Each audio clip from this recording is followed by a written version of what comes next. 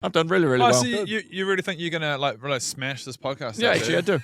Wow. Yeah. Do you think big of yourself? Yeah. All right. Well, good luck. Good fucking luck. Good Thank you. fucking- I'm not giving good you luck. shit Yeah, now. Well, you did actually give me shit. You gave me a coffee. Thank you very much. Because I of your appreciate it. because of your attitude, I'm going to torpedo this whole thing. Oh, Yeah. good.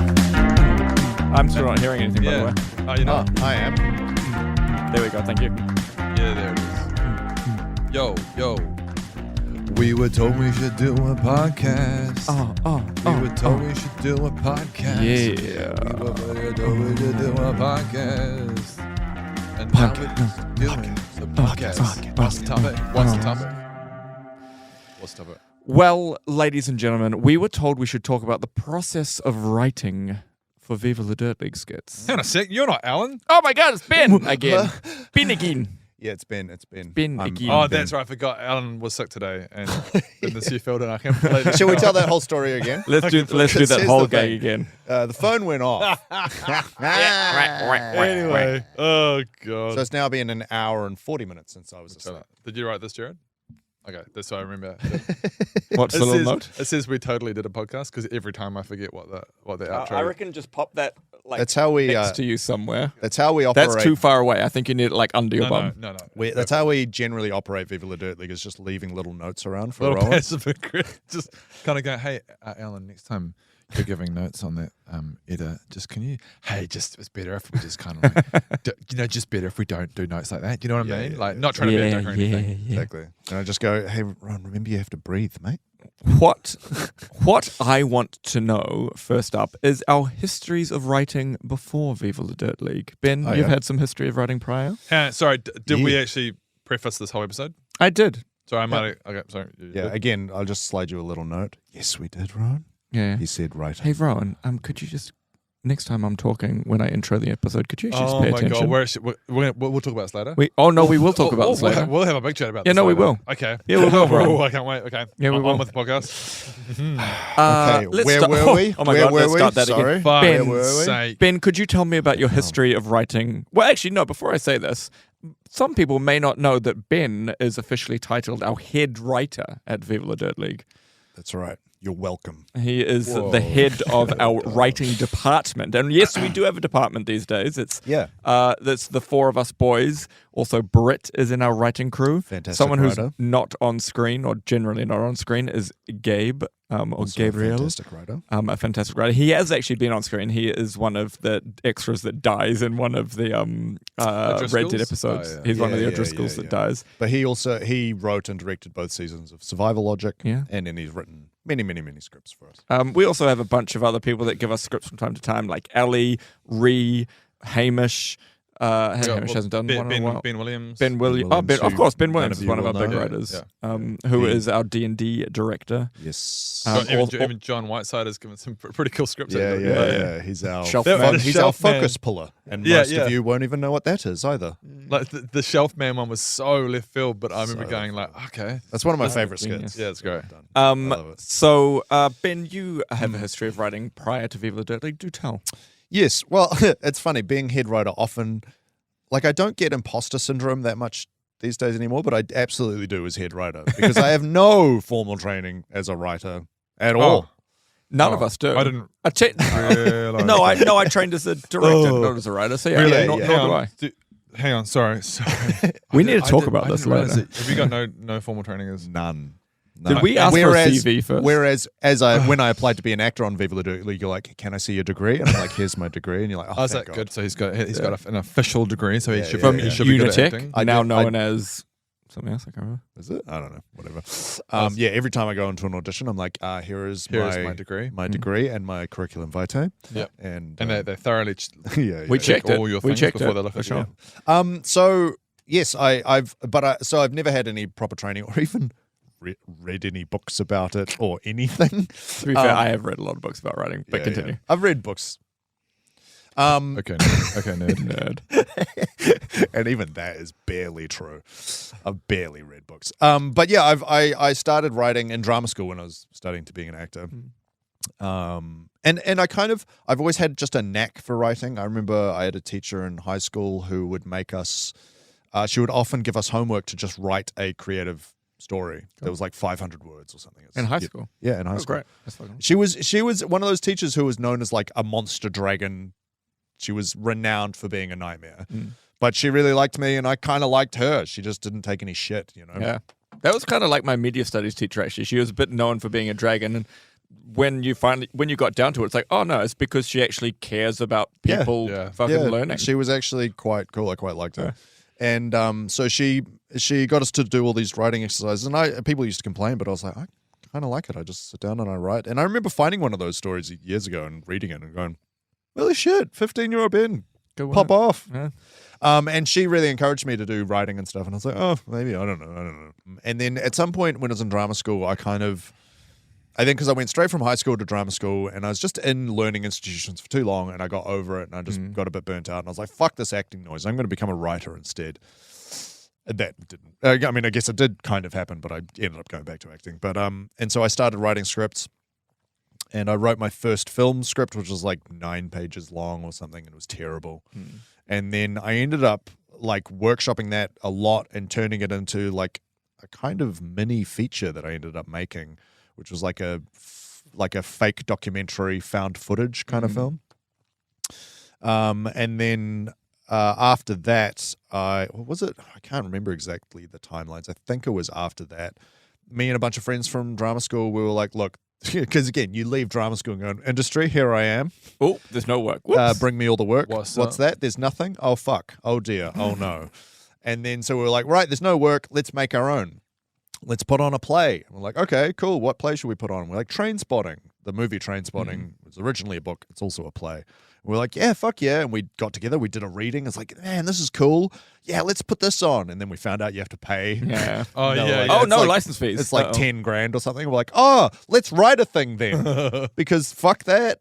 And then we ended up strangely getting we booked a theater space before we had written a single word, just because a friend met a producer or something at a party or And now you've got the something. pressure. Fucking write something. You've got a date. Yeah, and so I kind of stuck my hand up to be kind of head writer, similar to Viva in a way. Like we'd kind of go away and write scenes, and I'd collate them and put them together. And then that was the start of a theater company that I ran with some friends for like 4 or 5 years, and we wrote like 5 or 6 plays, like full-length plays. My history is very similar. Got into university and realized that no one's going to offer me opportunities to direct, so I need to start making those opportunities myself. And with friends at university, we were all pretty keen outside of what we were doing for our classwork is to just make as much shit as possible. Yeah. So I would just write. I wrote significantly more than we made, but we'd just write a short film and make it. And go, that turned out shit. Write another one, make it. Oh, that is not quite as shit because I learned from what was shit That's the last thing. time. You got to make these things because they're gonna be shit. Yeah, and now there are genuinely. I probably wrote like 100 short films in university and made a good 30. And there are a couple of actual gems in there, just by pure luck. Who knows? So, Rowan, let's get into the history of Viva the Dirt League. What I want to chat about how we used to, in air quotes, write for Viva the Dirt League. So my backstory in writing is I don't have any backstory in almost writing anything properly. I'm sure I maybe wrote a thing here or there in drama school, but my journey is pure organic, starting from no scripts. So my journey from writing was in the early days of Viva, just writing a synopsis of the skit. Sometimes it would be one line. And sometimes it might just be a line, but typically the old days were that we would go, but we had no scripts. And this is the glory days, which I sometimes miss the organicness of it. We'll get into that in a sec. And we just go, okay, so we'll have a skit where I'm trying to think of an earlier skit where, okay, I'm planning to talk to Alan as the boss about not even that wasn't even a character dynamic in that. It was just 2 people. Yeah. I'm gonna tell Alan why StarCraft is better than Dota. Okay, that's what. And then I bumble my lines, and then I say, "Fuck you, StarCraft sucks, Dota 2 sucks," and then I run out of the store. That's the whole skit outline, and the rest of it is just improv. Yeah, well, fast forward a few years from that to, well, not even a few years, I mean, I guess a few years, where we would be on set for Epic NPC Man, for example. Ben's now part of it, and it would be like, okay, this is the log episode, for example, of being stuck on a log, and there was no script for that, or the backpack episode of PUBG, there's no script for that, but the idea is you can't jump over a log, you can't carry a backpack, whatever it is. And going, okay, well, that's the idea. That's that. Okay, now we're on set. We've got a camera guy. Tom's sitting there doing nothing. Sound guy's sitting there doing nothing. Yeah. Let's literally, in air quotes, write it right now. And kind of. writing it would be me and Alan sitting there watching you two just improv for a bit. Improv. We go, oh, that line's good. That hits the core. Yeah. Keep that. Improv it again, but make sure you hit that. Get to that part. Okay, get to that bit. That's great. Okay, moving on. And then we'd improv it like... Sometimes it would be quite a few times, and then go, great. I feel like we've got it, and that was the writing. That really was, and I have a lot of vivid memories from back then. Like, because again, I had only just come on board, and I remember the first PUBG day filming we had, the episode with the energy drink where you've been shot up, and you're like, I just need an energy drink. I remember very clearly. I wasn't meant to play that role either. Were you not? Remember, it was meant to be Rowan was meant to be in that role. Oh, I can't remember. And we just we went round and round and round and just couldn't find the idea. But because the thing I remember is you, Rowan, sitting there, because I think this was like I'd only worked with you guys a couple of times at this point, doing some board or something, and I remember Rowan just going. We were at a Humatau, and Rowan just going, right. The funny thing, you were holding the Red Bull and you're like, the funny thing is this heals bullets. Yeah. Yes. This heals bullets. What do we do with that? Like, and how do we craft that? And I that's remember because we had improved it a couple of times and we weren't liking it. And we were improving with Rowan in the role that I eventually ended up playing. Because I just remember, I remember that moment because I remember it struck me as going like, that's so good. To just focus on what is the core essence of this thing and then build out from there instead of going, we'll just kind of make a skit and it's, what's the start? How do we start it? Like you just focus on the core of it. And I remember that exact moment. The reason Ron was doing that was because we were struggling so hard to get to. We're improving it and just going, it's falling flat. It's going nowhere. We're saying words, but they're not meaning anything. And Ron was trying to fucking hit it. And then I was like, what if it was something like this? And I did it, and everyone went, "Yes, you're now playing the role." I think so. I'm from my gut tells me we would have, with me. I can't actually remember this. I'm just going from what my gut would have told me. Is we would have improved it, and we would have gone. Me going, I mean, there wouldn't have been an actual like punchline. And we're like, we don't have a punchline, but then you did it. And it didn't really need a punchline because the time with the skit was funny. It was just the looking at it and then you're ready to go, and then the skit ends, and it worked. That also speaks to how much more simple the skits used to be, as well.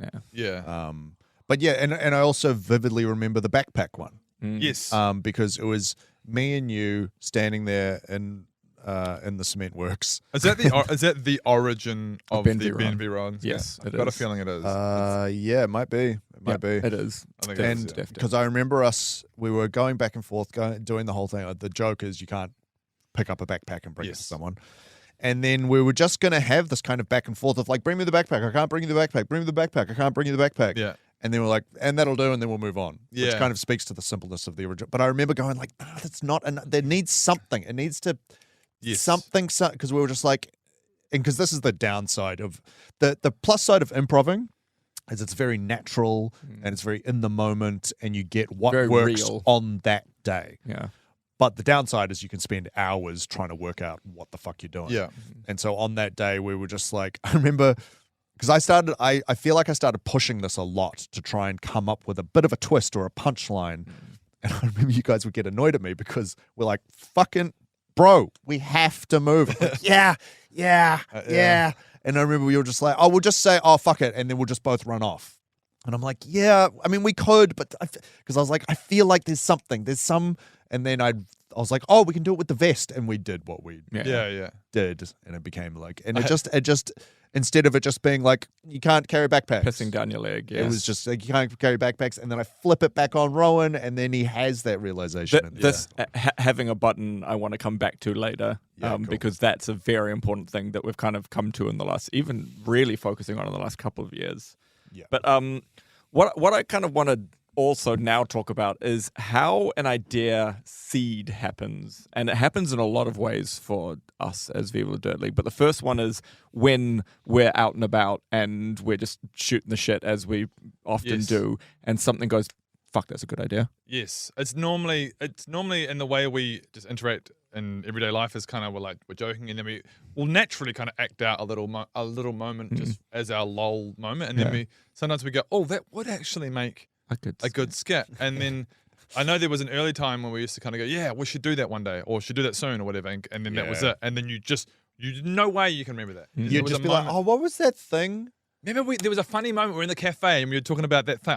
What was it, Ben? Or Adam? Yeah. And then there was a point where we're like, guys, we got to write these down. Yeah. And we started kind of going, you know what, fuck it. And you quickly open up Google Drive and just go, the idea about when you drop the pen and it's blah, blah, blah. But then the problem comes back and you're like, oh, we wrote it down. The idea where you drop the pen. Yeah, that's all you got. Oh, fuck, what? How was that? But I must say, we have gotten better at getting the vibe, the essence into whatever that. But even then, sometimes it's even like in the writer's room. Like we're coming up with ideas, and we come up with the ideas, and we do a little improv back and forth, and we're like, genius. Someone we write it down, we write the skit down, then you write it, and you come back to it, and you're like, well, this doesn't have the magic. I mean, sometimes sometimes it just doesn't quite have the magic. Yeah. And sometimes if a different person had have taken it, maybe it would have the magic. Yeah. True. But there are also times where we kind of thought we had a skit. We had a great start and a middle, and we didn't actually really have a proper way to wrap it up. And then someone takes it and they start writing it, and they realize that we never decided on quite how the skit ends, and they kind of have to make up their own one on the spot. And sometimes it can be great, and sometimes you just get to the end and go, oh, this is not. I've got one of those in the bank right now that we'll be reading soon. Okay, I just wrote it, and I'm like, cool, yep, this is boring, and then it ends. Yeah. There it is. Awesome. Yeah. We'll see if someone can improve it. Yeah. But I mean, and that is, to be honest, that is part of the process. I mean, this is my philosophy generally in life and filmmaking, is that it's not a solo effort. No. There are very, very few creatives in the world who can create in a silo. And especially in the film industry, it's a team effort. Yeah. And I really, really value that in Viva La Dirt League, is that it's one person may have the spark, that's fine, but it's the building on the spark and the ideas coming together that I really value, and which is why I like it when people come to writers' room brainstorm with what if there was like Rowan's like eating an egg at the front counter. And that's all it is. And that's all it is. And sometimes people might go,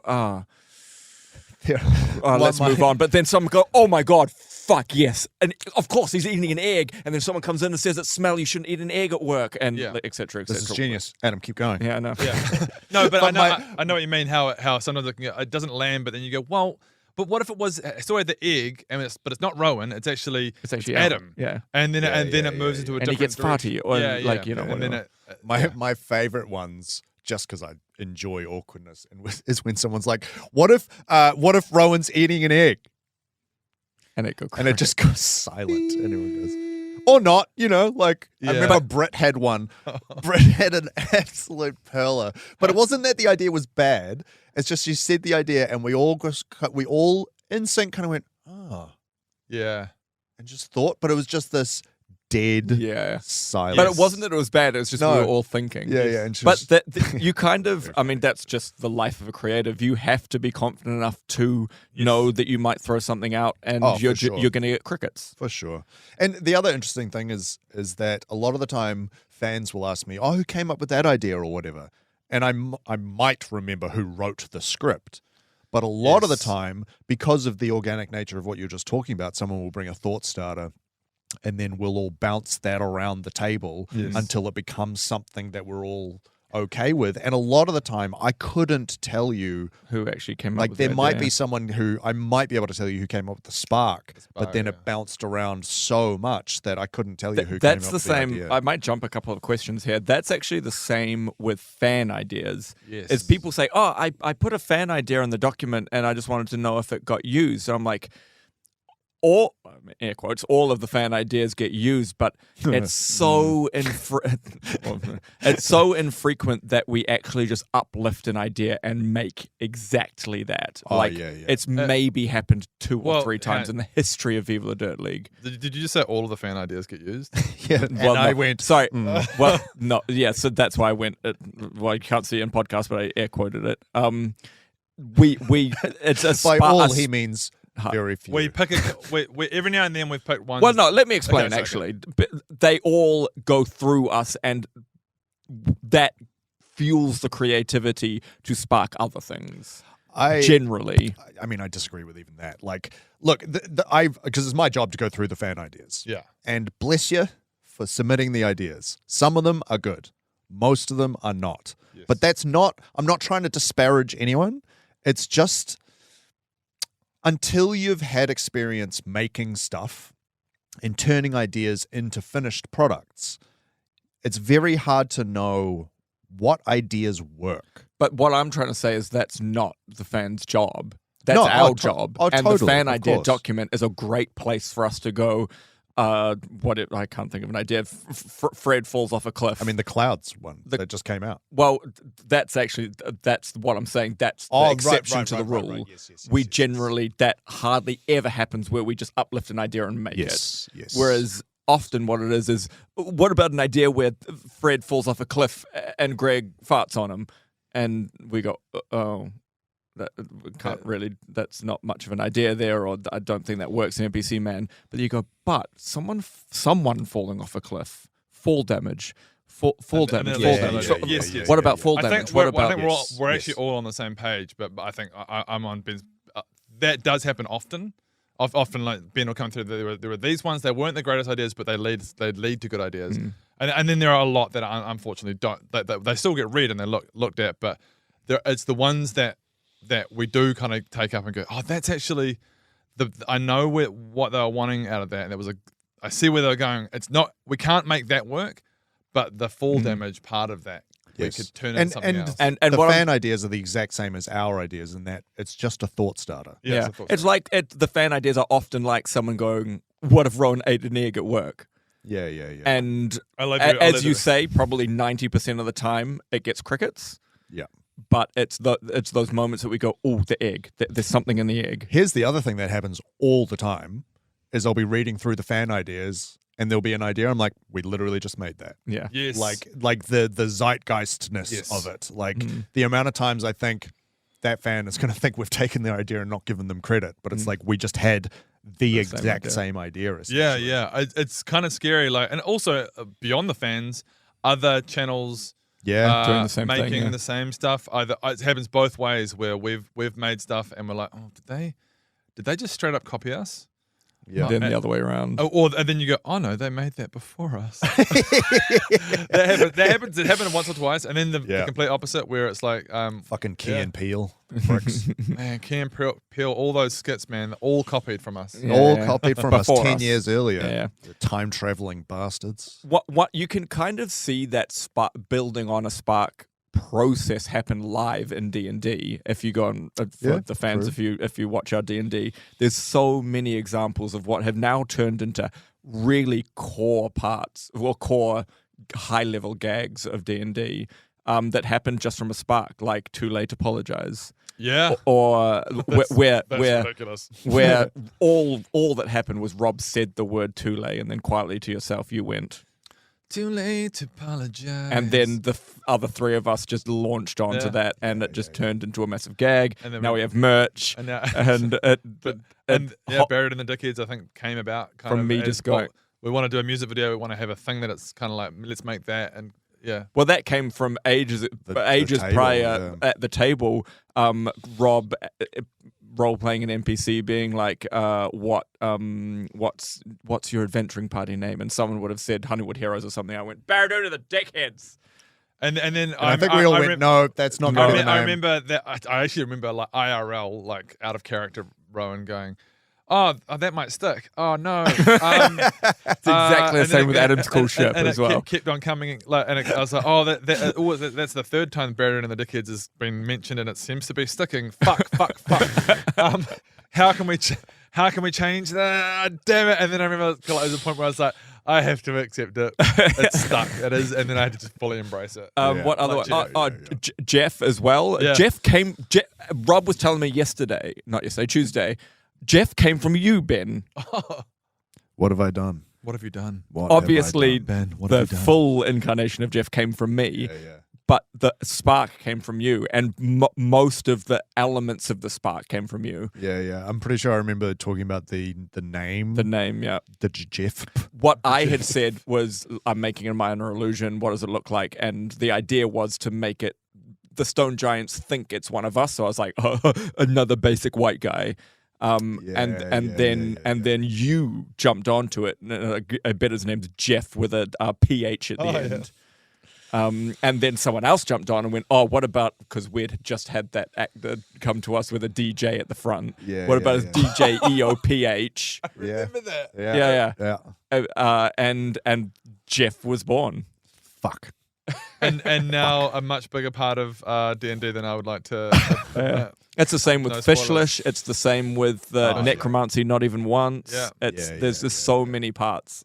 And you're right. The D&D, it's almost A writer's almost like a writer's room. It's almost like seeing a writer's room happen. It really has developed our characters and the world of Epic NPC Man. So I remember going into it, especially Alan was like, none of this is canon. I just want to make that clear.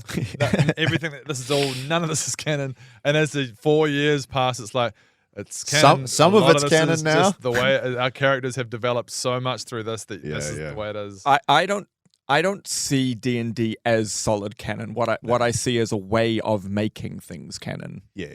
Yes, absolutely. And you can't deny the character development that has happened. Of course. In our relationship. Like me and Greg, Bodger and Greg, the way we interact is now informed so much from D&D. Like, yeah. Like Barradine, like people often ask me about Barradine. I'm like, within the world of NPC Man. I'm like, Barradine's hardly in NPC Man. Yeah. You don't see Barradine in NPC Man not that often as his character very frequently. And even when you do, he's kind of just a quest giver a lot of the time. Yeah, He'll yeah. be flipping off Greg or whatever. Yeah. But Same with Balin these days, but I mean, kind of similar journey with Barradine and Balin. Early days, quite a few skits, and then not so much anymore. It's just certain characters. It's like Balin. Like it's not like we're like, no, we're not putting him in any more skits. It's just like, what do you do with him? How do you like he how says do you keep one writing for a fucking character thing. that's got one line? Like it's just certain characters fill a certain function, and I was thinking about this just yesterday or something for some reason. Oh, it's because we were, I don't know. We if were can doing talk Writers' about Room it. yesterday? We were talking about Writers' Room and talking about some Muggers skits. Oh. Yeah. Yeah, I don't know how to, but some Muggers skits. And thinking back to the improv days and the Muggers, we were like, we were out at Howick, out in Honeywood. And it was just one line. It was like when NPCs try and mug the Dragonborn in Skyrim, basically. Yeah. Mm. And then we're like, oh, okay, that's kind of cool. And making up some costumes, put on these rags. I don't know. Yeah. And then you and I just started like improving and coming up with it. And then I remember finishing that skit and finishing that day and going home and talking to Haley, and she was like, how was filming? I was like, yeah, cool. We came up with a couple of characters that I think are definitely going to come back. Yeah. And that was the Muggers. It's the same with Eugene. I could tell the day after we did the Eugene skit. I enjoyed playing Eugene, and Alan was just pissing himself the entire day. Yeah. And I was like, I'm pretty sure that character's coming back. But then sometimes I've had characters where I'm like, yeah, that's going to be a banger. That'll come back. And then it just doesn't. Yeah. But I can't think of one off the top of my head, but there have I can which think kind of, of I can tells think the of story one that too. I want to come back, which just hasn't come about yet. Which is I've played him once, an NPC, which is the most lazy NPC ever. Yeah. Who won't pick up the log. I want to bring him back. Yeah, he was. I really like that one. Yeah. Too. I really like that one. Before we move on to actually the physical process of writing, I want to just quickly touch on something which we touched on a couple of times, which is making sure when we brainstorm an idea that we get the beginning, the middle, and the end before we go away to write it. which we still fail to do sometimes. we still often fail to do. because it's because of the chaotic nature of writer's room. It kind of ties into it really in a lot of ways. Is that so when we're in the writer's room, we're all just sitting around the table, just like we said, just coming up with, people will come with ideas and we'll just kind of throw them into the room and bounce them around, and it becomes quite chaotic, and it almost has to be. Like, we try and rein it in a bit, but you have to have that freewheeling creative energy. And because of the nature of us, we just end up talking over each other and improving and kind of acting things out. And there'll often be like, it'll spark an idea in someone. And if you wait for someone to finish, that idea might go. And so you kind of have to start talking it out. And then quite often, so there'll be me and Rowan improving down this end of the table, Two and people talking two over other people improving over there, and then two other people talking here. And then we're trying to write it down in our Google Doc at the same time. we need a and you're like, stenographer in writer's room. and you're just like, okay, quick. Sorry, I'll just quickly write that one down. Yeah, okay, I've got it down. A new idea is coming out, And you're like, I've got it down. Sorry, what were you saying? Yeah. And then we quite often go back and try and go like beginning, middle, end.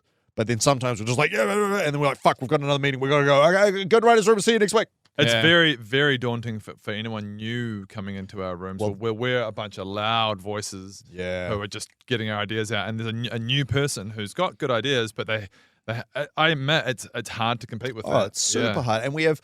It's years also of like history people and- say that we talk over others. I've literally just done it right now to you. People say that we talk over others at the D&D table. That's how our fucking writer's room is. Oh, it's horrific.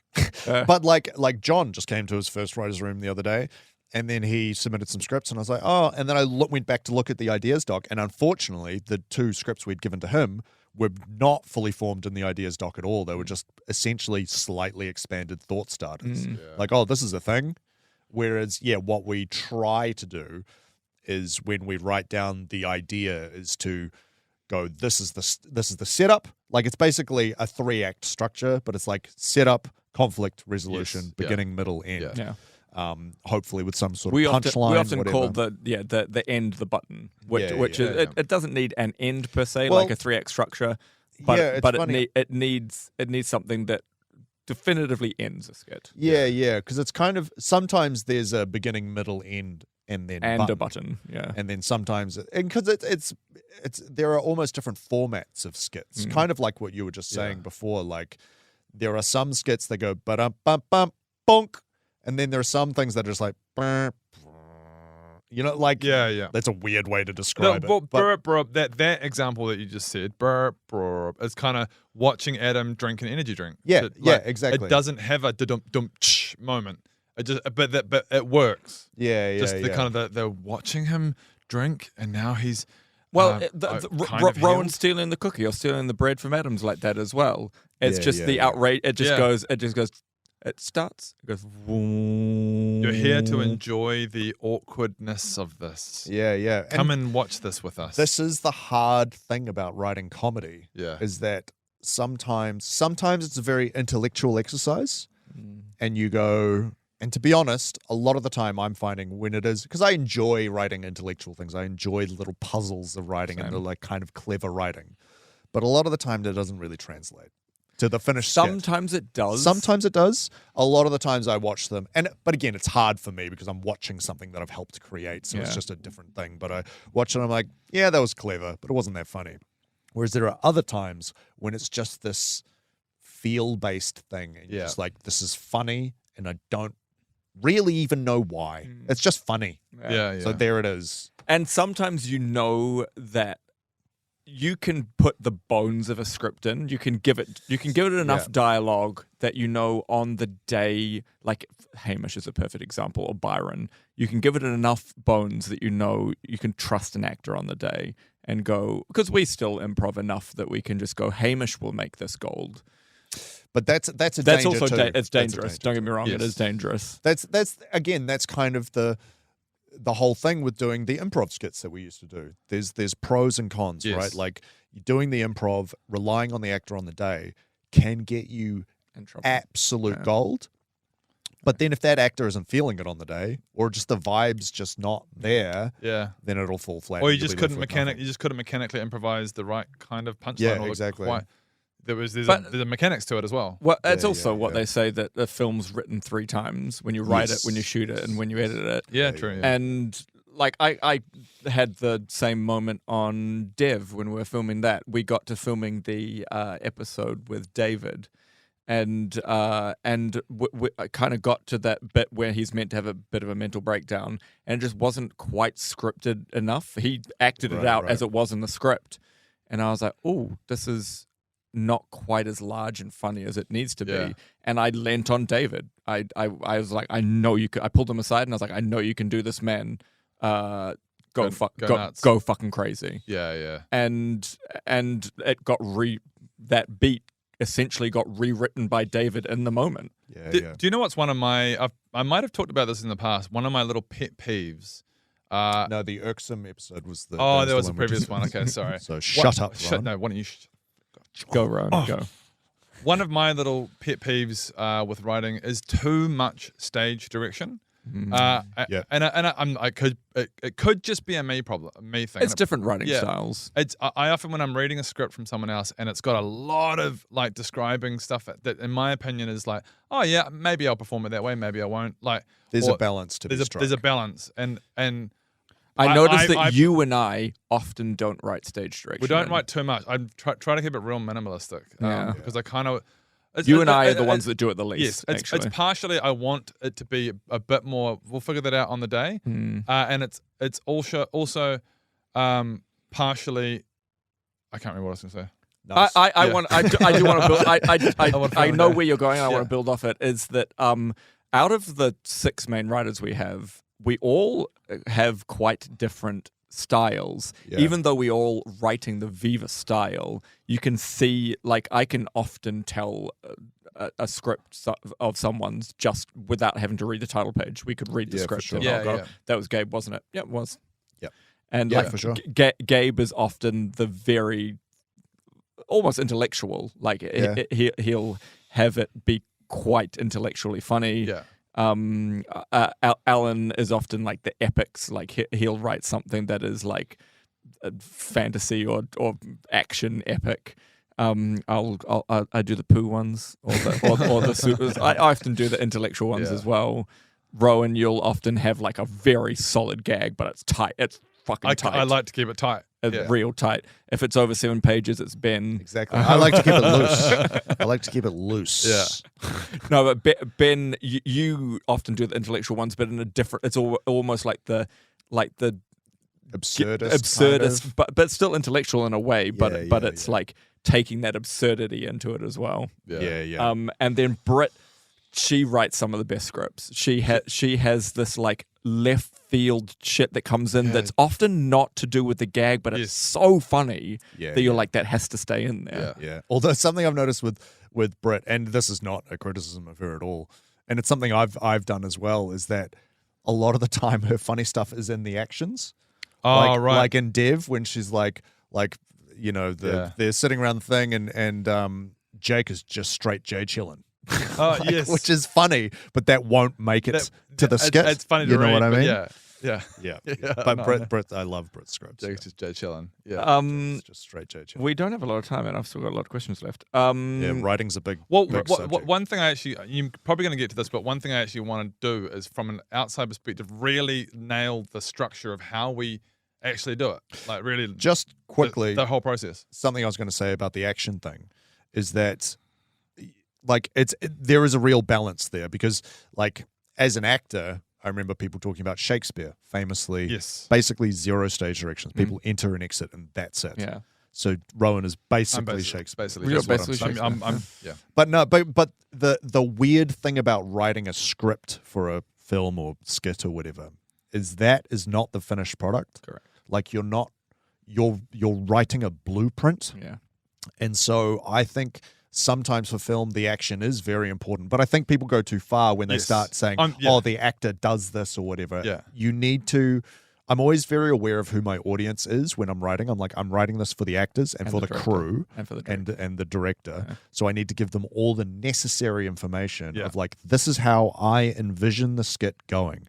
They can change it later. Yeah. But I need to give them all the information they need. Like recently, was I watch- had someone submit a script, and it was too bare bones. Like, you didn't know when characters entered or exits. You know, there wasn't that information, and it becomes hard to read because you're like, you're having to create too much stuff as you're reading in your mind, kind of. I was watching an interview with Jessica Chastain the other day, and she was telling how she breaks down a script as an actress. Is that from Interstellar? Oh, yeah. I was watching on the red pages. Yeah. I was watching the same one. And she was going, kind of like, oh yeah, so this came into me, and this is how I was reading it. And she'd go, yeah, I mean, this is the stage direction. Maybe I'll do that. Maybe not. Yeah. It says here that I'm meant to cry. So she'll cross out. She'll cross out. And she stage crosses directions, out she the doesn't stage want it directions. saying I cry then. Yeah. I think as an actor, that's kind of important. Yeah. For a lot of actors, I think that's important. But it's kind And of, that's you her need it in there a for way- just like tone almost. Yeah, that's her in a way rewriting the script. Yeah. Let's quickly chat about that, Ron. The process from. So we've talked about the idea. The very mechanical process of from start to finish. How does it work? Yeah. Right. So writer's room. Yeah. Right. We go into writer's room. There's generally six or seven of us. So we have different types of writer's room. So one of them will be an idea generating writer's room. Yep. And so we all get together, like Adam says, there's 5, 6, 7 of us. You don't want too many because it becomes seven fucking is the chaos. max, I feel. Yeah, and we all sit around a big board table. It used to be Adam's house or whatever, but we all sit around and we just kind of open the floor to ideas. Someone will throw an idea into the ring. We will tear it apart and rearrange it and until we come up with something that we First like. of all, specifically, we're going to be going today. We're doing ideas about Epic NPC Man, for example. Yes, true. We will have, there will be a show that we're doing for NPC Man. We have a little Google Doc open. Yeah. Yep. And we'll already have a bunch of ideas that are just sitting there, like they're just thought starters. And these are from those thought starters that during the previous weeks or months, whatever, that people have thrown in there from also just hangovers from previous writers. Because sometimes you'll just chuck a thought starter in there, but it doesn't get fleshed out enough, and so it just kind of sits there. Or sometimes we'll come up with an idea that we really like in the moment, but then we come to divvying out the ideas. No one's really attached to it, and then that's often a sign that it's just kind of gonna die. I know that's the thing. Sometimes there's one that's been sitting around for like the last 4 ideas sessions. It's been that idea. This. Oh yeah, and no one ever grabs it and wants to. And should we just delete it? It's an okay idea, but no one's right. So after all that process, we then divvy out the ideas to everyone. People kind of put their hands up for ones they want to write, or people go, I think you're best for this one. Ben, are you okay with taking that? And then we all go away and individually, that is where the actual writing happens. Individually at our own homes, people do the dialogue writing. The writing. And then we come back another week and all of those draft scripts, we then have a second type of writer's room, which is called our review sessions, where we read out the scripts, act out the scripts, and give feedback, essentially. And then, we write down the notes. But when we say act out, we read it at the table. Yeah. And then we often have quite extensive conversations about, because it's this whole thing of when you see a finished product, you're like, oh, of course.